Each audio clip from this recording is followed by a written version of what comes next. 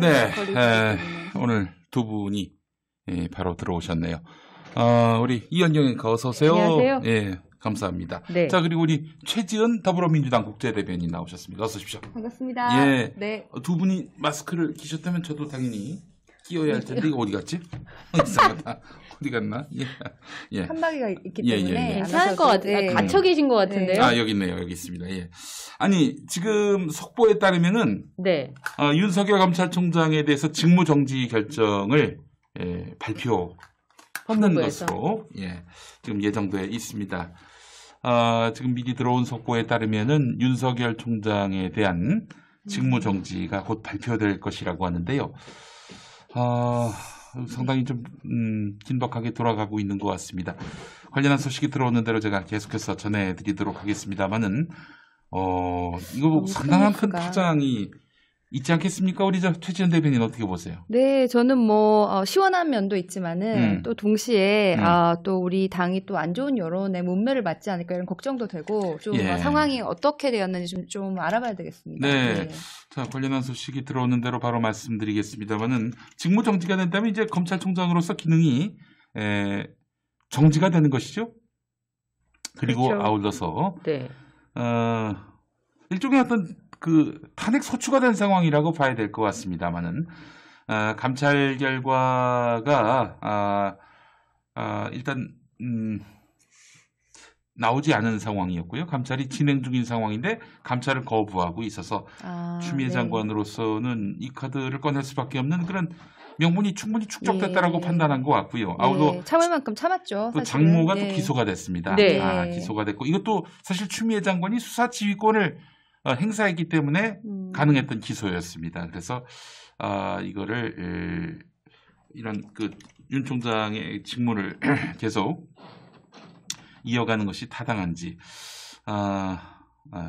이 부분과 관련해서는 좀 더 논란이 있을 것도 같습니다만은 검찰총장 직무정지 결정 초유의 사태가 이제 뭔가 그럴 만한 이유가 충분히 있었을 것이라고 그럼요. 생각합니다. 명분은 축적됐다고 보고요. 다만 이제 최지은 대변인이 말씀하신 대로 아마 언론의 문매가 예상됩니다. 네. 그러나 또 어떻게 하겠습니까? 검찰 개혁을 향한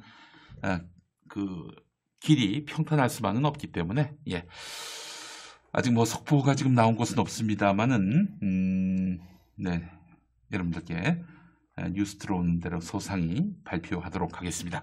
자, 이현경 앵커도 들어오시자마자 큰 뉴스가 터져가지고 제가 직무정지됐어요. 그런 적이 있으세요?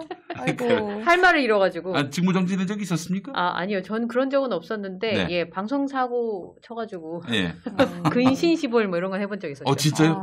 무슨 사고였습니까? 늦잠 자가지고. 저희 지역 MBC에서 방송하시다가 늦잠 자가지고 직무정지가 근신으로 이제 우리 저희 직장 문화도 바꿔서 그냥 학교처럼 두 손 들고 이렇게 벌 쓰는 걸로 좀 감해주면 어떨까 하는 생각도 들었고요. 자, 오늘 최지은 대변인 먼저 모시고 말씀 나눌 텐데 코로나19 상황부터 한번 좀 얘기해 볼까요? 네, 지금 굉장히 심각하잖아요. 우리도 2단계로 상향을 했는데 다른 나라는 더 심합니다.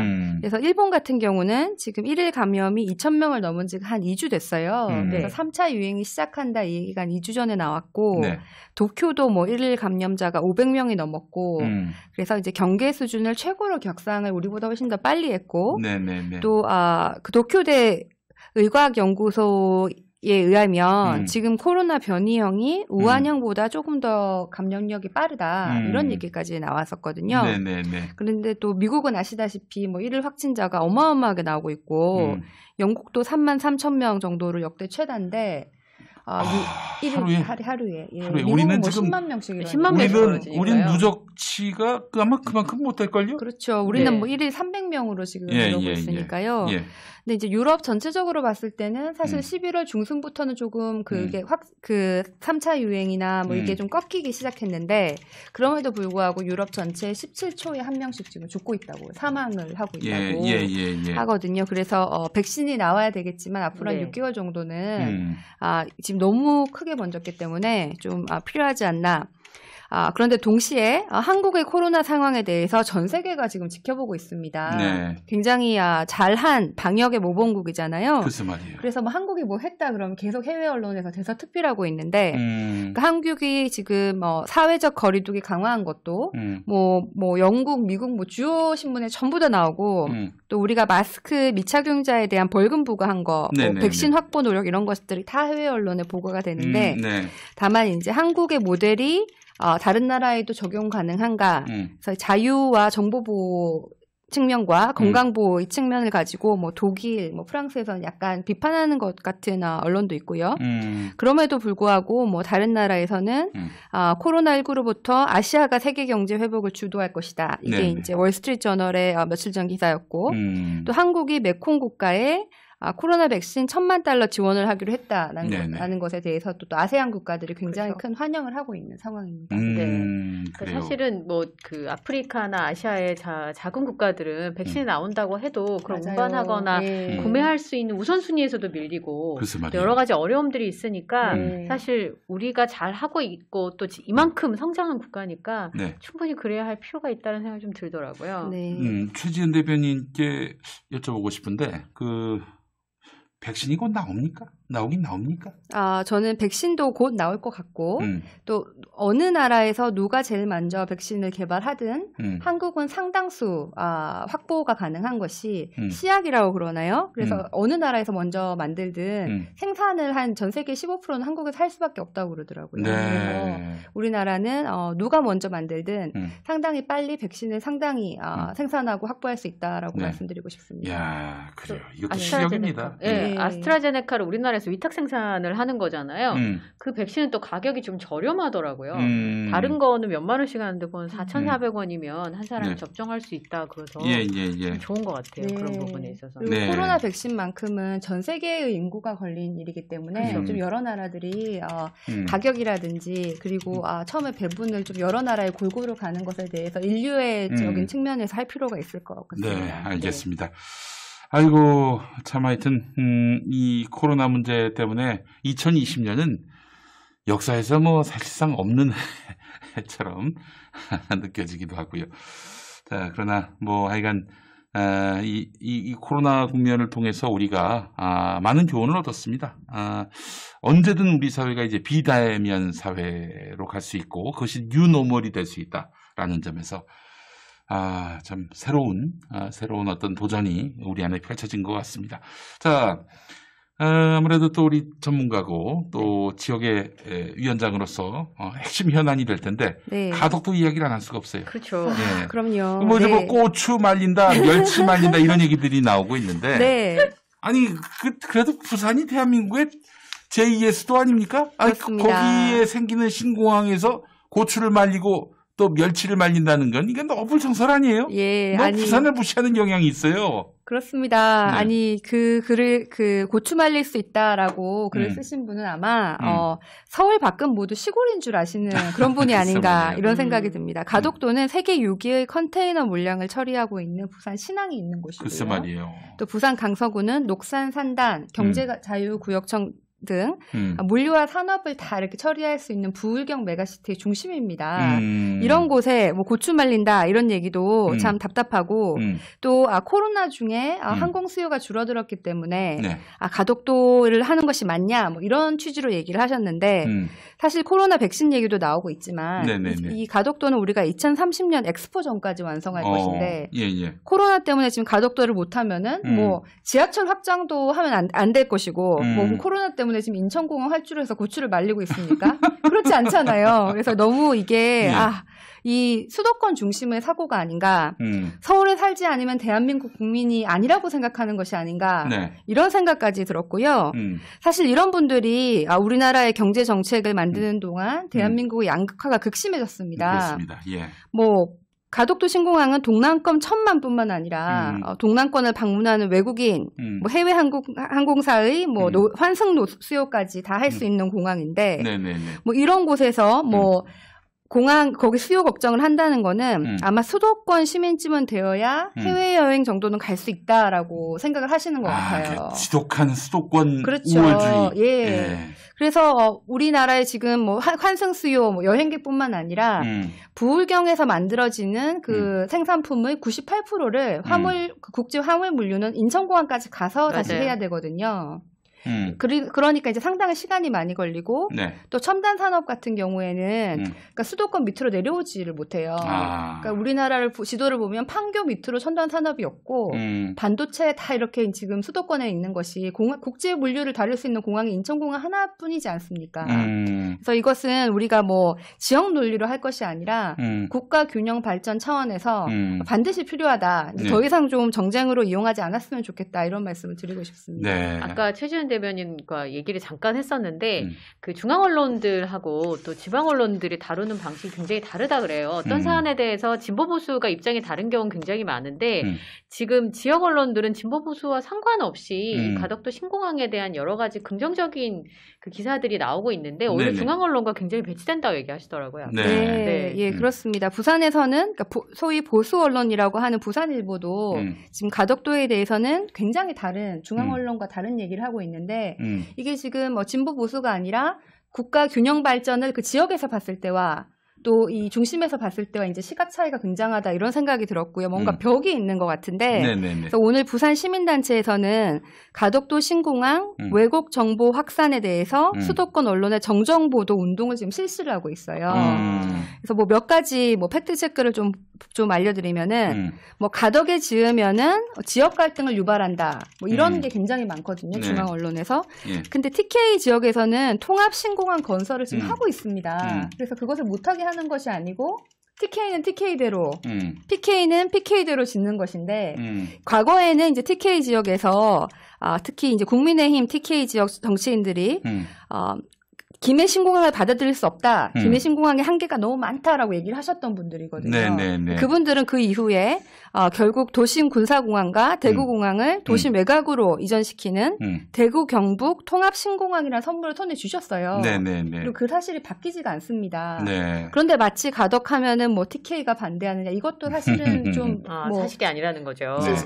심지어는 홍준표 의원까지 TK에 기반을 두신 홍준표 의원까지 가덕 찬성한다 이렇게까지 얘기를 하셨거든요. 그래서 이거는 좀 우리 중앙 언론이 너무 부추기는 면이 있고 또 다른 팩트체크라고 제가 팩트체크가 필요해 보이는 것은 4월 부산시장 보궐선거를 겨냥한 정치적 결정이 아니냐. 이런 뭐 이렇게 동네 파전 뒤집듯이 뒤집었다. 뭐 이렇게 얘기하는 분들도 계신데 사실 2016년 김해공항이야말로 정치적 결정이었거든요. 이것은 뭐 저희가 여러 가지를 보고 아주 오랜 시간 얘기를 거쳐서 다시 바로잡은 것이고 이게 정말 정치적으로 이용하려면은 4.15 총선 전에 이용을 했으면 가덕도 지역구가 있는 제가 당선이 됐을 거 아닙니까? 그렇죠. 우리 당이 너무 정치적으로 이용을 안 해서 저는 지금 피해를 봤다고 생각을 합니다. 오히려. 예, 그리고 또 다른 뭐 마지막으로 한 가지 더 팩트 체크를 드리면은 가덕도가 경제성이 없다. 아까도 얘기를 하셨잖아요. 그러니까 그 매립하는데 깊이가 너무 깊어서 다른 지역의 그보다는 뭐 한 2배 정도, 10에서 20m를 메워야 된대요. 바닷물을 메우는 형식이니까요. 그러니까 영종도와는 상황이 다르다. 그래서 가덕도는 비용이 얼마가 될지 모른다. 이런 기사를 제가 봤거든요. 그런 말씀을 하는 여러분들이 2016년에 프랑스 파리 공단에서 사전 타당성 조사를 해보니까 그 김해 뭐 가덕도 대구 중에 가덕도가 꼴등 3등했다. 이걸로 이제 근거를 드세요. 근데 지금 우리가 뜯어보니까 그 당시에 김해공항 확장안에는 1조 4천억 원에 달하는 산악 장애물 제거 비용이 반영되지 않았어요. 김해공항을 안전하게 않기 때문에 산을 깎아야 되는데 그게 1조 4천억이 들고 그게 반영이 안 됐대요. 반영이 안 돼 있는 금액이었고 가덕 같은 경우에는 제가 사진을 하나 준비했는데 지금 이 공항이 이 조그만한 가운데 허리에 이렇게 딱 나와 있는 게 공항이거든요. 이게 지금 부산시에서 최종적으로 얘기한 수정안인데 옛날에는 이 공항이 좀 이렇게 밖에 나가 있어서 다리 같은 걸 건너가지고 있었는데 지금은 이 땅 안에 이렇게 있는 건데 이렇게 했을 경우에 7조 5천억 원이 듭니다. 즉 부산시의 수정 가덕도 신공항안이 김해공항 합장보다 1조 정도 싼 거예요. 그러니까 실제로 오히려 경제성이 더 있죠. 물론 이제 정확히 얼마가 들지는 뭐 공사를 비싸야 되겠지만 김해보다 더 비싼 것은 아닙니다. 네, 그래요. 뭐 여러 면에서 이건 뭐 부산 시민의 편익도 이렇게 보장이 되면서 물론 부산의 그 미래 먹거리를 또 그렇습니다. 만들어내는 데 있어서 아주 큰 어떤 전환점을 만드는 가덕도 공항이 되지 않겠는가 하는 생각을 해봅니다. 자, 그래요. 하여튼 뭐 가덕도 공항 이제 뭐 국민들의 뜨거운 관심과 성원 속에서 이렇게 출범을 하게 될 것이고요. 그 대략 언제쯤 이게 개항이 될 수 있을까요? 2030년 엑스포 전에 그때 엑스포 때 이용하자가 우리 목표이기 때문에 뭐 2029년, 28년 정도에 개항이 되면 제일 좋겠고요. 그러려면 이제 뭐 예비 타당성 검사 이런 데 시간이 너무 오래 걸리니까 그것을 좀 합법적이면서도 그 절차를 단축하기 위한 특별법을 이제 금주 내에 민주당에서 발의할 예정입니다. 그래서 지금 김해 신공항 백지화만 사실이지만 가덕도에 대해서는 어디도 얘기를 하지 않기 때문에 그 특별법에 가덕도 신공항이라는 얘기를 넣어서 이제 그 어느 곳으로 갈 건지를 정확하게 하겠다는 것이고요. 또 가덕도 신공항 관련해가지고 이걸 어떻게 잘 준비를 하겠냐 이런 차원 중에 하나로 부산시당에서는 가덕도 유치 특별위원회를 세웠는데 제가 그 위원장을 맡았습니다. 그래서 이것은 저희 이제 시당이나 당에서 한 것이 아니고 부산의 그 16개구의 시민들이 이렇게 몇 분씩 모이셔가지고 이런 특위를 만들고 싶다. 그리고 저한테 위원장을 해달라고 이렇게 찾아오셨어요. 그래서 제가 하필 이제 그걸 하기로 했는데 그 다음에 이제 김해공항 백지화가 같이 비슷한 시기에 발표가 나서 마치 시당에서 준비를 한 것 같지만 사실은 부산 시민들이 정말로 하신 거고 오늘도 그 부산시의 모든 구에서는 다 이렇게 1일 피켓을 하는 분들이 계세요. 가덕도를 정말 오랫동안 원하셨던 분들이 많기 때문에 그렇습니다. 우리 부산 시민들의 염원을 담아서 사실 이름까지도 지금 얘기가 나오고 있는데 그러니까요? 네, 이것을 노무현 국제공항으로 하자 이런 얘기를 안철수 대표가 지난주에 너무 좋은 아이디어를 제시해 주셨어요. 그렇죠. 마치 좀 비꼬는 것처럼 노무현 공항이라는 명칭까지 흘리고 있습니다. 이렇게 발언을 했는데 그것을 보고 이제 여러 조국 교수님도 그렇고 뭐 저도 그렇고 여러 사람들이 이참에 우리가 이 이름으로 했으면 좋겠다 이런 얘기를 했던데 굉장히 이제 지역에서 반응이 좋습니다. 그래요. 그 이유는 사실 저도 외국을 돌아다니면은 뭐 존 F 케네디 공항, 드골 공항 이렇게 있는데 왜 우리나라는 항상 전 대통령들이 다 막 감옥 가 있고 막 이렇게 좋지 않잖아요. 그래서 우리도 좀 좋은 존경받는 대통령이 있었으면 좋겠다라는 생각을 했었는데 사실 가덕도야말로 노무현 대통령이 처음 제시한 공항이고 또 가덕도가 있는 부산 북강서을이 노무현 대통령의 마지막 지역구잖아요. 여러 그 국가 균형 발전을 얘기하신 것도 노무현 대통령이고 그러니까 상징성이 있는 것 같아서 이 공항이 뭐 지금은 공항을 먼저 만드는 것이 중요하지만 만들어진 다음에 노무현 국제공항으로 했으면 좋겠다는 마음을 가지고 있습니다. 알겠습니다. 자, 최지연 대변인 오늘 여기까지 얘기해야 될 것 같습니다. 지금 또 추미애 장관 발표가 지금 나오고 있는 상황이어서 알겠습니다. 자, 오늘 최지연의 지갑은 여기까지 얘기.